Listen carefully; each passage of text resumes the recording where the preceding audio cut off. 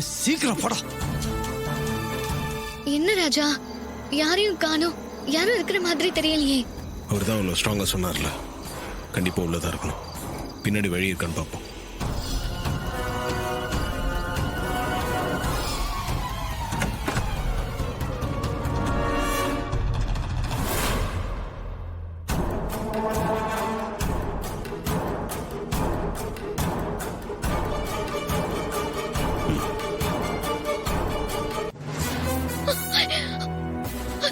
ஸ்வாதி,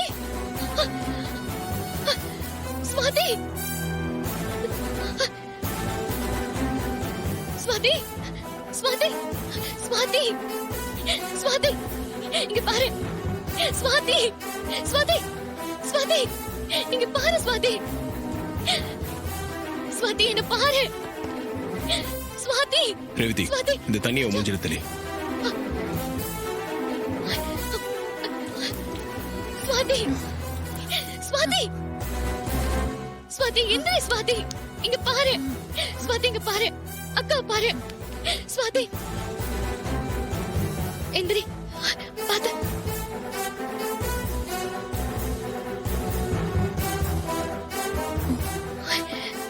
ஸ்வாதி, என்னாச்சு உனக்கு?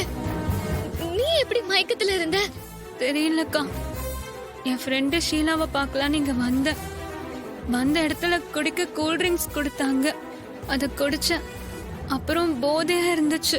ஒரு மாதிரி தலை சுத்தி வாமிட் வர மாதிரி இருந்துச்சு. சரின்னு ரூம்க்கு வந்து ஃப்ரெஷ் அப் ஆயிட்டேன். மயக்கம் வர மாதிரி இருந்துச்சு. அப்படியே படுத்தேன்க்கா. மயக்கம் வந்ததுனால கண்ணை திறக்க முடியல. அப்புறம் 2 பசங்க வந்து